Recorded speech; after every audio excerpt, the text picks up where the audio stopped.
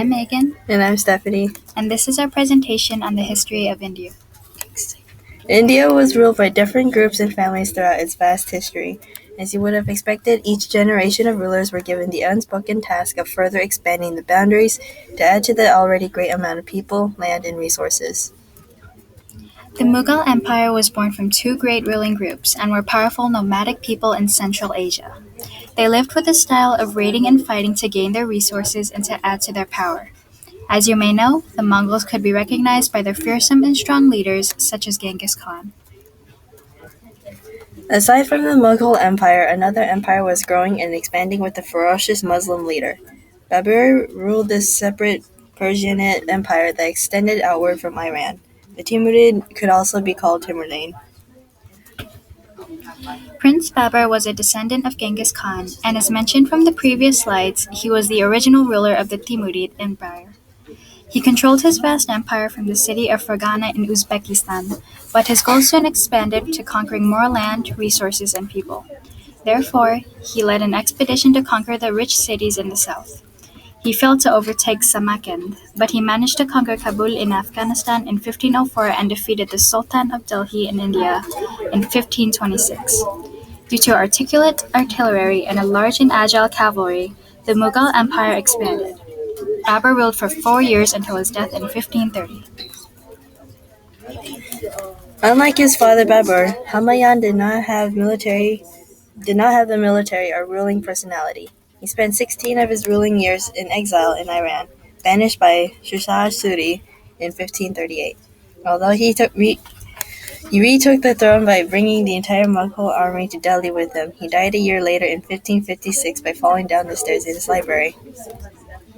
Sher Shah Suri was not a descendant of the Mughals, but he has been credited for much of the economy advances during his rule. He created many processes of technical standards such as land taxes, postal system, a national highway, trading routes, and currency regulations to the rupee. His son, Islam, followed his rule until Humayun returned from his exile. Following Humayun, Akbar became one of the most well-known due to his accomplishment of uniting almost all of India. However, it is also known as the time when British ruined the peace and unity that India had finally accomplished. Akbar put the Delhi Sultanate ruling policies to use to connect his empire. Rajputs were local elites in the empire, and they were promised protection in return for their services. Akbar married multiple Rajput women, and he did not force them to convert to Islam from Hinduism.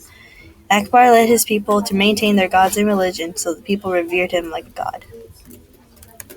Jahangir was the son of Akbar, and he followed the footsteps of his father, although he did not add his own. However, his curiosity of religious diversity and spirituality was very much like his father. His role was able to magnify Shah Jahan's rule and power. Nur Jahan was Jahangir's favorite wife, and she was able to hold much influence with the husband as well as the empire.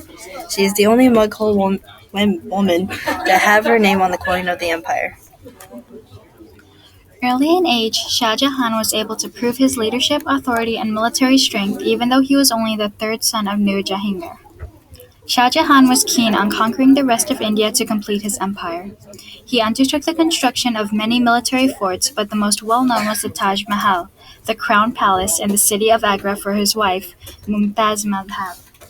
Unfortunately, Mumtaz Mahal passed away before the completion of the Palace of Love, Beauty, and Passion.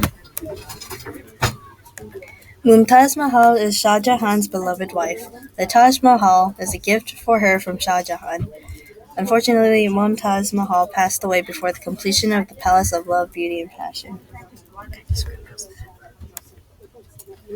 The rule of Aurangzeb began when he imprisoned his own father, Shah Jahan, in Agra Fort, and his rule lasted for 50 years. He authorized stricter authority over religion, and he constantly struggled to maintain the power over the empire.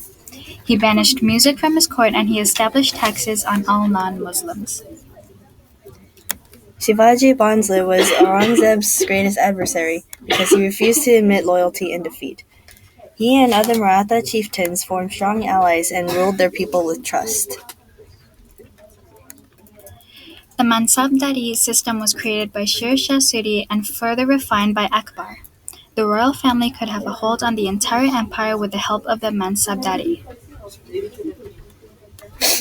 Vasco da Gama was the first Portuguese explorer to reach India and was finally able to reach India's spices and treasures.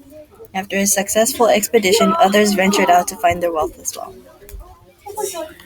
The Portuguese were the first to reach India for their spices as mentioned from the previous slide. The Portuguese secured trade in Calicut and Goa and cut off all other non-Portuguese companies, but their power faded in half a century. The Dutch brought along Gujarati textiles and dyes. When the Portuguese declined in the middle of the 1600s, the Dutch East India Company rose to take its place. They commanded almost all of the southeastern coast of India. This gave the Dutch direct access to trade with Southeast Asia. In 1600, Queen Elizabeth chartered the East India Company, and the EIC were able to hold monopoly for 15 years. She saw an opportunity to make an official relationship with the Mughal Empire. When the British won the Battle of Swali against the Portuguese, they held dominance over Indian trade. Here are some words to know. Apostate is the person who forsakes his religion, cause, party, etc. Emirates are the rank and land of an emir. Exiled is to expel and bar someone from their native country, typically for political or punitive reasons. Adversary is a person, group, or force that opposes or attacks opponent, enemy, or foe. Patronized is to treat with an apparent kindness that betrays a feeling of superiority.